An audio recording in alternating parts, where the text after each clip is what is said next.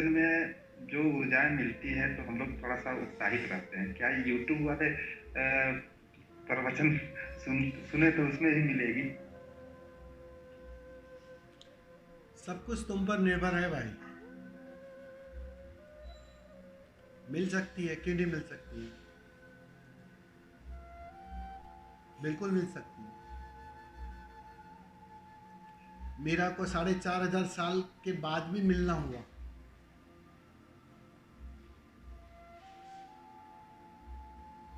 अब राधा को मिले, बात समझ में आती थी, कृष्ण मौजूद थे, लेकिन मीरा को निश्चित ही थोड़ा कठिन है,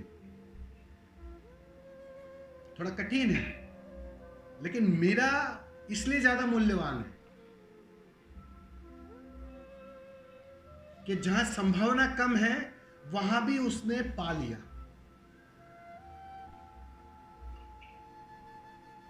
सवाल वो है, तुम्हें झुकना ज्यादा पड़ेगा, तुम्हें समर्पित पूरा होना पड़ेगा, तुम्हें दाव पूरा लगाना पड़ेगा। अगर वो तैयारी है तो कोई भी चीज काम करेगी।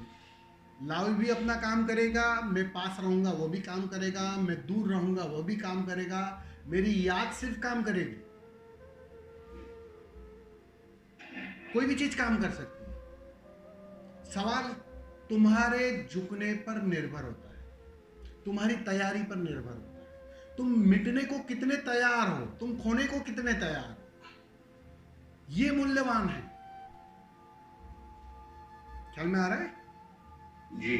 तो मैं पास रहूं या ना रहूं, अगर तुम अपने घर पर ही पूरी तरह समर्पित हो तो बात बन सकती है। क्यों नहीं बन सकती?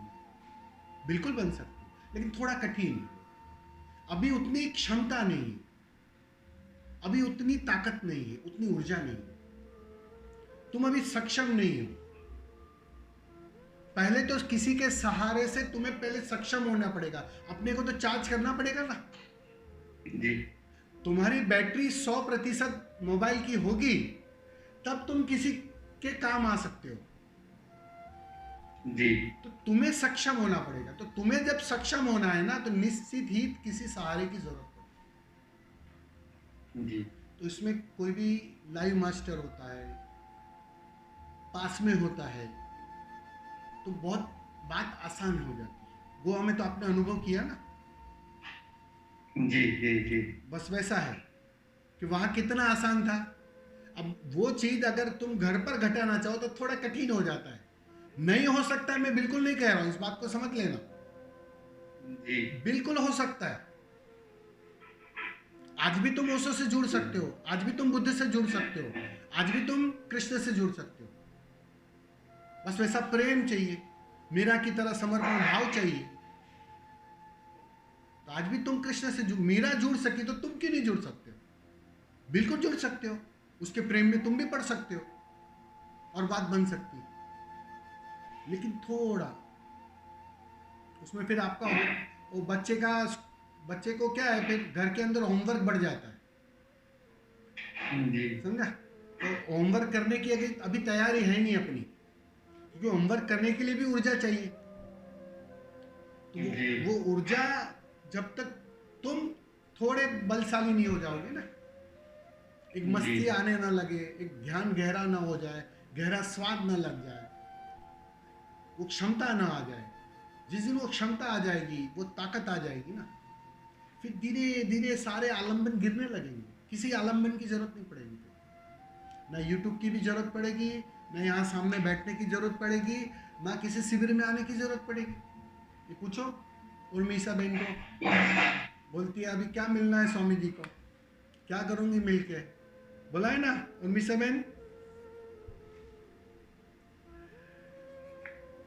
તમારું માઇક ચાલુ કરો। हाँ गुरुजी, ऐसा लग रहा है अभी कुछ सत्संग में जाने का मन नहीं कर रहा है, कुछ फोन करने का मन नहीं कर रहा है, कुछ नहीं है, ऐसा कुछ नहीं हो रहा है। सुना? पहले तड़प रही थी, पहले रो रही थी। क्या तड़प रही थी? सत्संग भी नहीं छोड़ती रो ही रही थी। तुम्हारे पास एक ही तो धंधा था, रोना रोना रोना।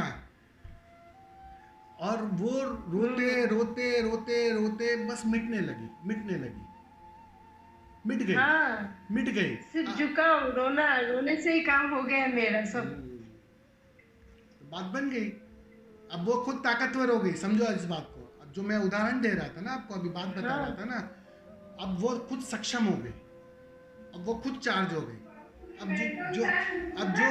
जो खुद 100% चार्ज हो गया, तो उसको किसी चार्जर की क्या जरूरत है अभी? छापा में तो मुझे बोलते थे लोग कि रजनीकांत तेरी बहन को बोलो इतना मत रोया करे, ऐसे क्यों पुकार रही है, क्यों जबरदस्ती करवा रही है क्या भगवान से, ऐसा बोलते थे मुझे।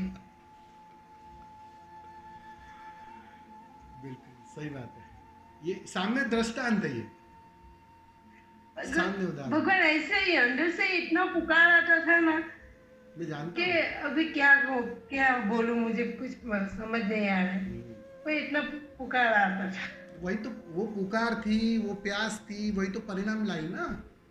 ये जो तृप्ति घटी ना, ये जो ठहराव आया ना, ये बेचैनी चली गई ना कि अब कहीं नहीं जाना है, अब क्या मिलके करूँगी, क्यों जाना है, अब वो भी सारी कंडीशन खत्म हो गई, क्योंकि अंदर एक तृप्ति आ गई। अब मोबाइल अपने आप में 100% चार्ज हो गया, तब मोबाइल थोड़ी चार्जर की मांग करेगा, कैसे करेगा, क्योंकि वो फुल बैटरी में है अपने, वो अस्तित्व से जुड़ गया है वो।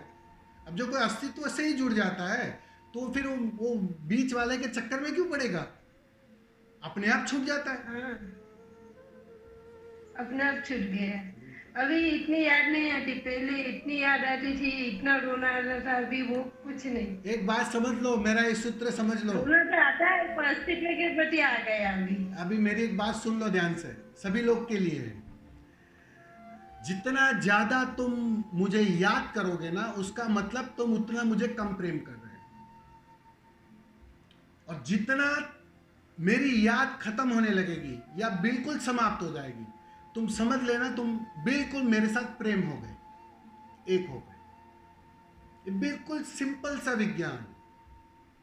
बात उल्टी दिखाई पड़ेगी, बात बिल्कुल उल्टी, क्योंकि वो तुम्हारे समाज वाली जो व्यवस्था है ना, उससे बिल्कुल विपरीत है।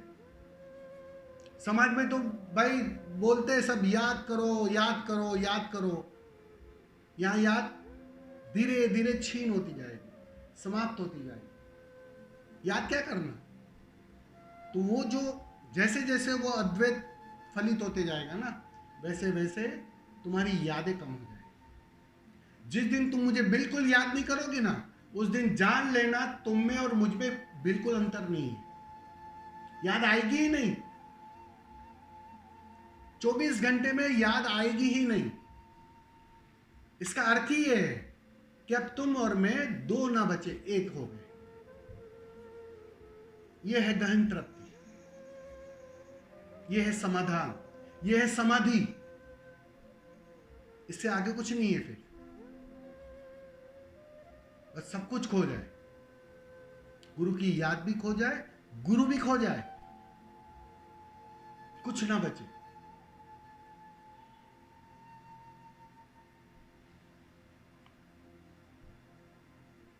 समझे ना अरविंद जी?